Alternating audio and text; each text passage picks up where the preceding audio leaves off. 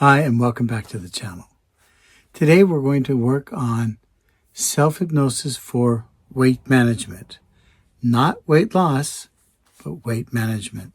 Now, why am I focusing on weight management much more than weight loss? Well, how many times have you tried to lose weight and just gained it all back again? So maybe the focus shouldn't be on losing the weight, but on managing the weight.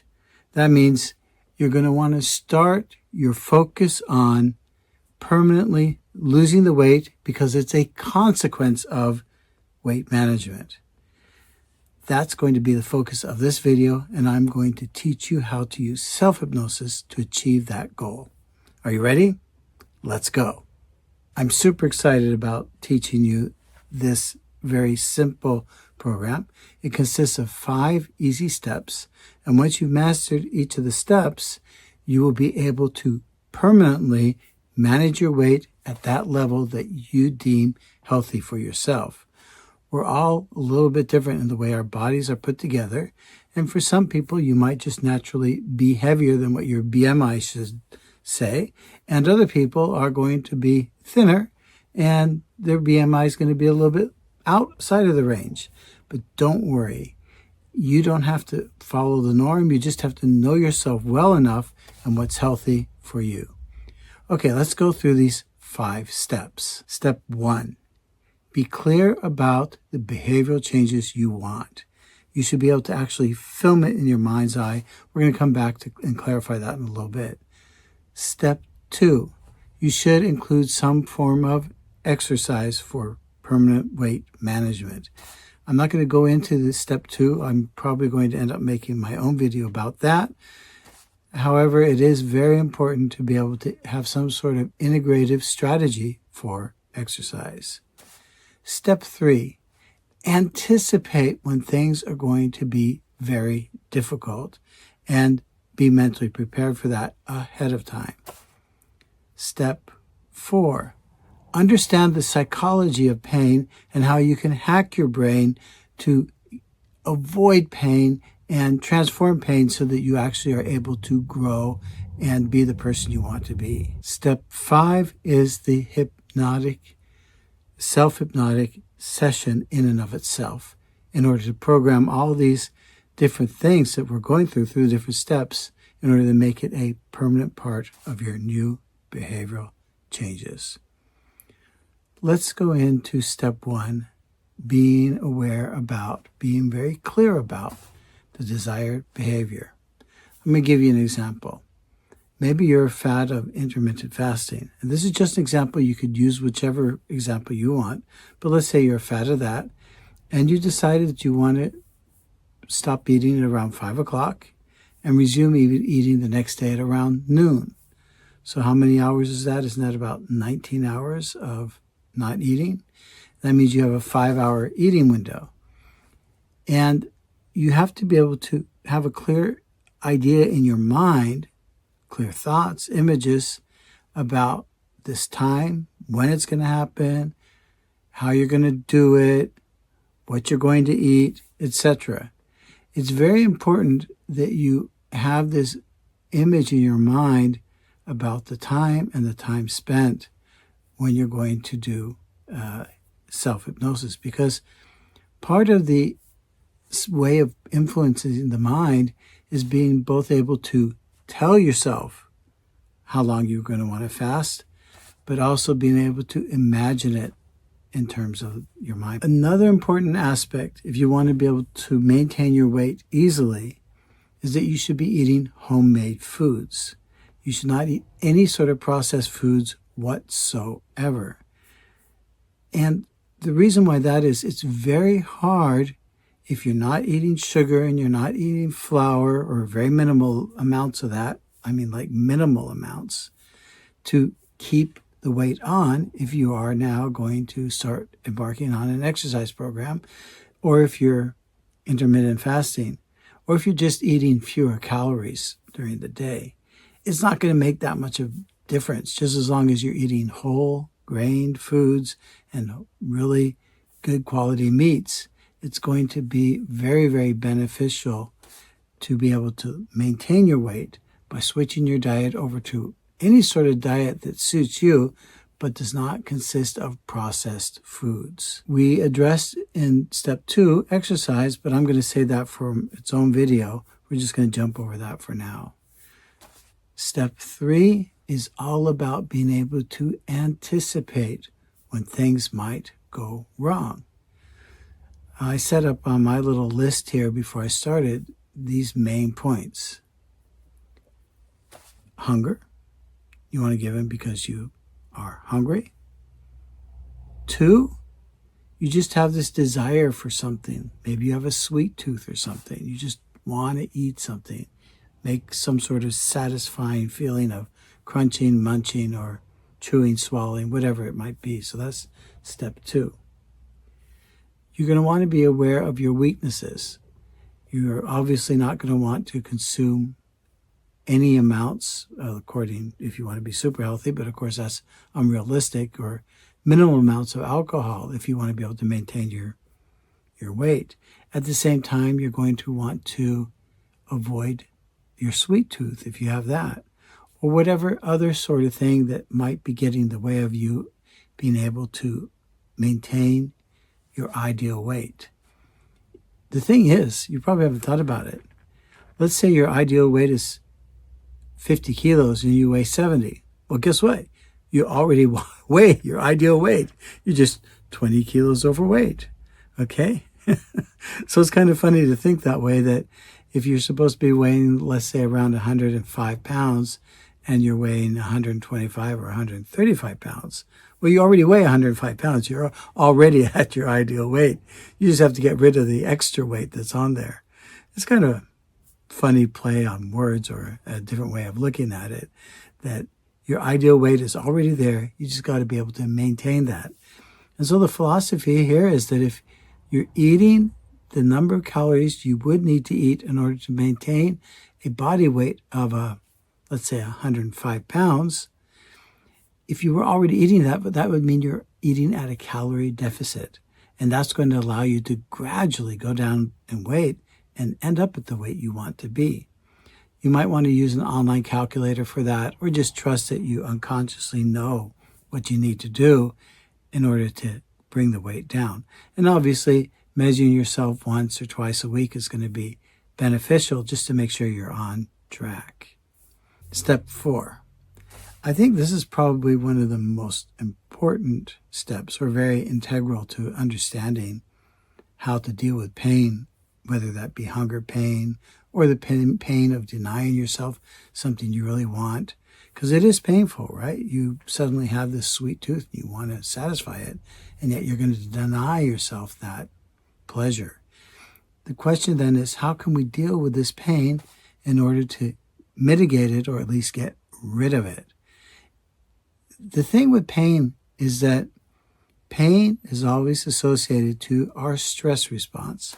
And our stress response will always trigger a fight, flight, or freeze response. So if you're feeling any sort of pain, body is getting stressed.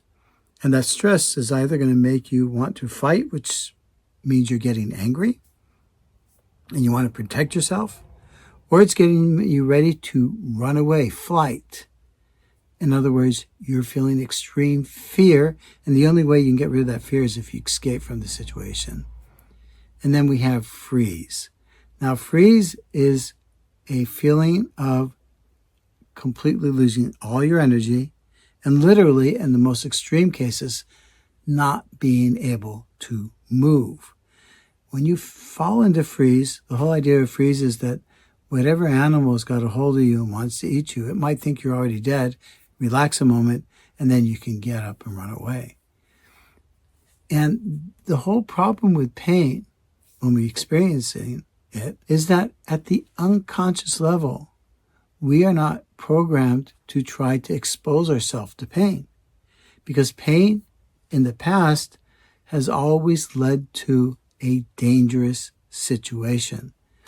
So for instance, maybe you're hiking on the savannah in Africa and you see a lion approaching you. Now this is going to evoke a feeling of fear, and that fear is going to cause you to want to run away. If you don't have a choice, you might get angry and try to attack the lion first and see if you can win the fight. Or you might end up playing dead. And remember, it's not really so much playing dead. You literally feel dead inside. Your whole body becomes depressed and you just collapse. And the animal might not even think you're worth eating. They might pass you up because the other people are running away. So that might be a strategy that has worked, or it's not might, it is a strategy that has worked for our species and many other species here on the planet Earth in order to survive a very powerful attack from a predator. The next step in understanding how to deal with pain is to be able to focus your attention from the interpretation of pain, oh, this is painful, to what are the sensations underlying the interpretation. So like, for instance, I could say I feel a little bit of strain and pain here in my shoulder, and that's because I'm sitting and recording in a little bit of an awkward position. However, if I focus on the pain and then I focus more on the sensations behind the pain, then I could say there's actually a slight warmth, a pulsating, and that's pretty much it, a tension in the muscles. And as I focus on the sensations, a kind of weird trick happens. The pain disappears all by itself. I don't have to try to think it away. I don't have to use any sort of anesthesia or any sort of headache pill. If I just focus on the sensations, and I'm focusing on pressure, the point is you're refocusing from the pain to the sensations. And the sensations in this case is warmth, a little bit of pressure, maybe a slight tingling. And if I focus on those sensations over time, suddenly the interpretation of pain will just subside. It'll go away. It's really strange, and it works every time, and it's a fantastic way to work through chronic pain. The cool thing is, this will also work for hunger. So let's say you're one of those people who want to try intermittent fasting, and you want to go 19 hours without eating. Well, within those 19 hours, you're going to get quite hungry. The challenge then is, how can you deal with that hunger pain? Because again, in the natural world, pain is always associated with the threat of survival. There's always like a fear component associated with pain. And if your body doesn't switch that focus to the sensations, then you're never going to be able to let the pain go. Because you can't. You are programmed by nature to want to avoid getting killed or eaten up by a lion, right? So this whole feeling of pain and it feels awful is actually triggering a deeper response of a existential anxiety where your parts of your mind are thinking, my goodness, I'm going to soon be a meal for a lion or a polar bear, and that pain won't go away. And you can't think, oh, well, maybe today the polar bear is nice, or maybe today the lion isn't hungry, And if anyone did think that way many, many generations ago, well, their offspring obviously aren't here if they ever had any offspring. So when you understand pain and how to switch your focus, then when you are anticipating when the pain will come because you want to have weight management, you've decided you want to follow a very strict intermittent fasting diet, which, by the way, should be your preferred meal plan for the rest of your life. We do not want to do a diet where we're trying to lose weight. We want to follow a diet because that's a consequence of losing weight, or the consequence of losing weight is what the diet will give you. I think you understood that, even though I kind of mixed up the words there for a moment. And this brings us to our next subject. how to go into a hypnotic trance. Well, a hypnotic trance is nothing more than a focused attention on some aspect of your world. And in this case, we're going to focus attention on eating healthy, on weighing the ideal weight that you want to weigh, and being able to shift your focus away from pain and more over to sensations. I'm going to illustrate some of this now in a self-hypnotic procedure. I'm sitting out here and I'm going to illustrate how to use self-hypnosis, which I started yesterday filming in the office, and I thought it'd be kind of nice to be able to show you how you do it in a real life setting. So I'm basically sitting out in my yard and just holding the camera or my phone with one hand. So it's going to be a little bit jiggly, and you can see it's quite a snowy, kind of melty day here in Norway. It's a little bit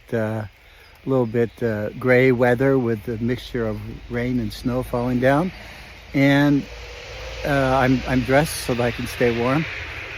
So let's get into it. Let's get into the self-hypnosis protocol. So as you remember, the first step is developing your suggestion, and through the visual and auditory and kinesthetic channels.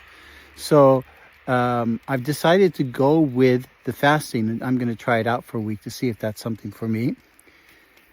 And what I need to do is I need to visualize myself being happy and content between 5 p.m. and the next day, 12 noon. And that way, if I kind of like get as I talk about it now, I get kind of like a visual image of myself doing that. And that visual image can both be from seeing myself from the outside, like I'm looking down at myself, or it can be from the inside as if I'm inside of myself. And I think it really doesn't matter for this exercise whether you describe it in third person or first person perspective. It's more important to be experimental and see what really works for you. Anyway, so I'm going to mostly be doing it, describing it to myself from a third perspective. And then I'm going to reinforce the behavior that I have between 5 p.m. and 12 noon. And basically what I'm going to focus on is not only mastering the situation, but also tackling, remember we talked about what things might come in the way, what might stop you or inhibit you from being able to be successful. And I know for me, there's a couple things. One thing is hunger is going to be an issue, and habit is going to be an issue. And sometimes, though I've worked on that for quite a while now, I will still get this restless type of feeling where I just want to eat something. That will not be as much of an issue as it has been in the past, but it can certainly be one. Okay, I had to switch arms because my one arm is getting tired. So here's how the process goes then. So I have the visual idea. I have started working on the self-suggestion. And the self-suggestion might be something like this. I will fast between 5 p.m. and 12 noon, a 19-hour fast every day for the next week. And then what I will add is, and as I fast, I might notice that I am feeling very hungry. And instead of feeling sorry for myself or pushing through the pain, I'm going to change my focus away from the interpretation of hunger and focus more on the sensations of hunger. And as I notice those sensations of hunger, I'll just accept them, and eventually they will just pass on their own. Okay, so this is illustrating the part I was talking about earlier about pain. Pain is an interpretation of sensations, and our mind, our bodies are not designed to be able to get used to feeling pain. But because pain in the wild is associated with some animal trying to eat you. So you're not going to suddenly think, well, maybe this polar bear here is going to be nice today. No, you're going to be at the unconscious level convinced that it's an existential threat. And that's why we, even if it's just subtle pain, we can end up feeling really stuck because it's triggering a deeper survival instinct within ourselves. I hope that's clear. The next part of the self-suggestion then is to continue focusing on the ability to meet this pain. And then, even though it's not that painful, switching arms again, even though it's not that painful to break a habit is, it's still a little bit of pain associated with it because it's something you're used to doing. So I'm going to want to be aware of the fact that it's going to be a little bit discomforting or discomfort. What would be the word? It's going to be uncomfortable, right? It's going to be a little bit uncomfortable breaking that habit as well. That's why we always say no pain, no gain, or if you don't go outside your comfort zone, you'll never grow. And the trick to be able to really being able to get outside your comfort zone is to switch your focus away from the interpretation of pain to the whole idea of sensations. Okay, so this is such a cruel.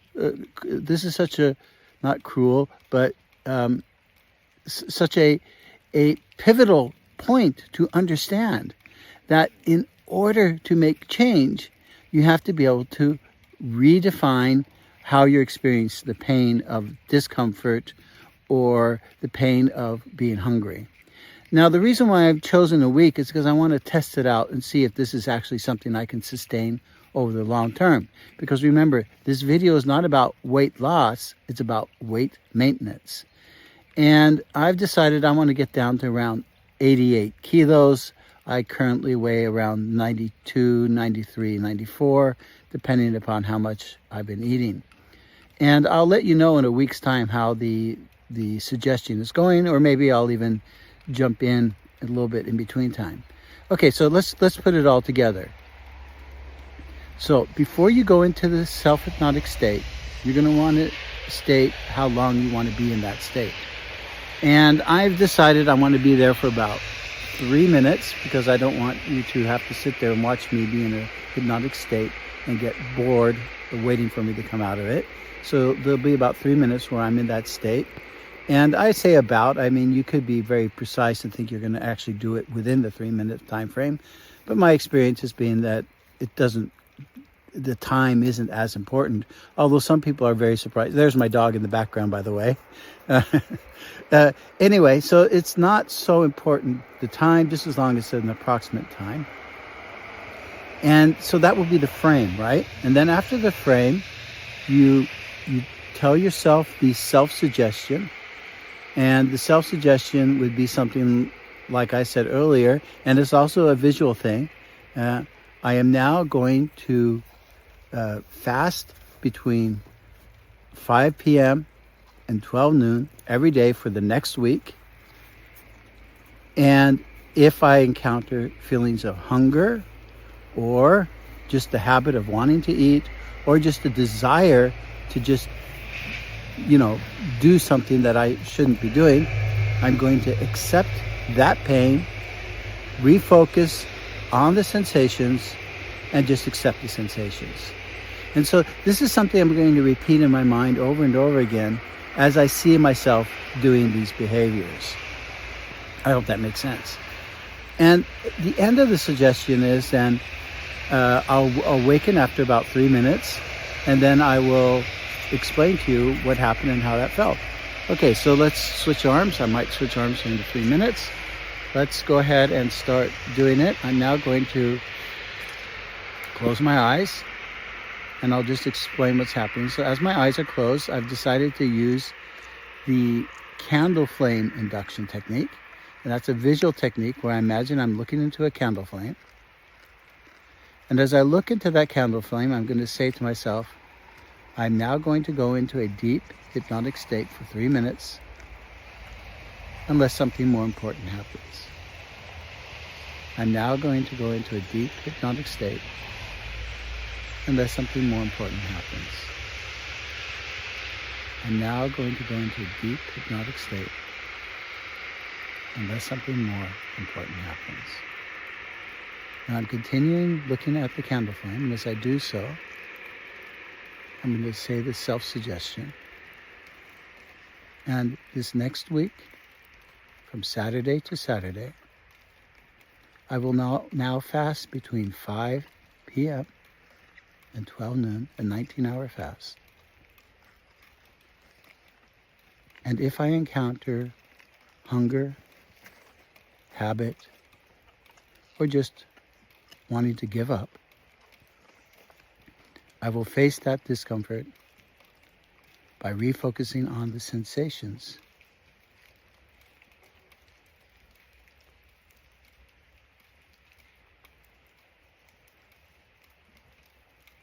I'm falling into a trance state.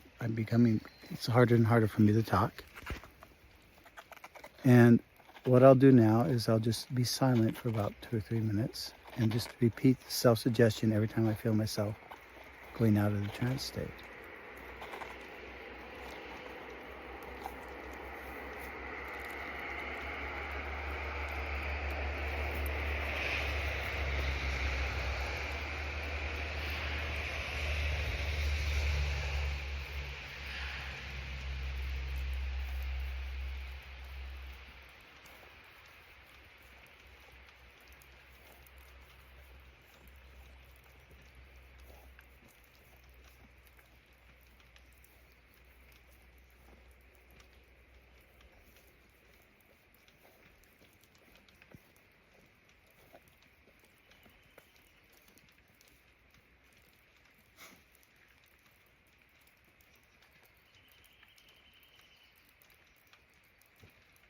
I'm still looking intensely into the candle. I can feel myself just kind of losing all sense of time. I'm just maintaining a little bit of a conscious thread so that I can communicate with you. I'm repeating over and over again the candle and the fasting and the refocusing to the sensations whenever the interpretation of hunger and pain comes into mind.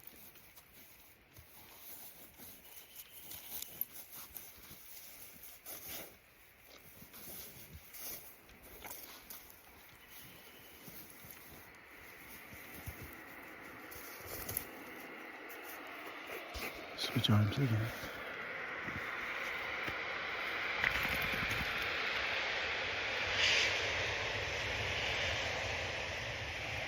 If you notice external things that are pulling you away from the focusing on the inner flame of the candle, like for instance the car passing by, I would say to myself, I can hear the traffic outside, and it just allows me to become even more focused on the candle. That way I'm not fighting anything, I'm not trying to deny anything, I'm just going with the flow of what's going on around me.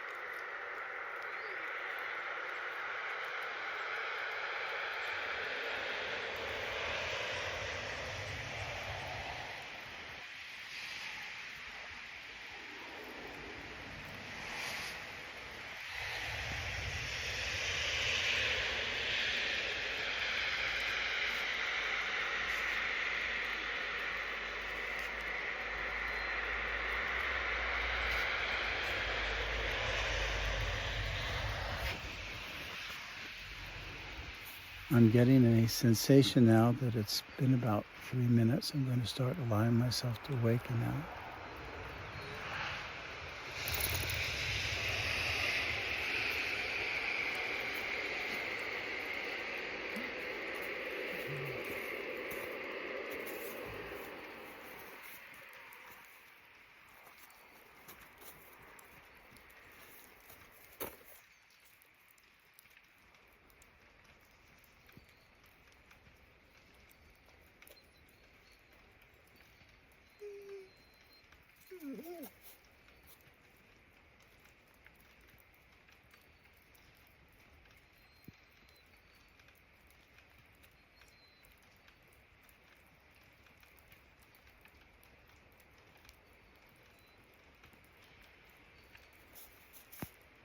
Okay, I'm going to awaken now. I'm going to count myself up from 1 to 10.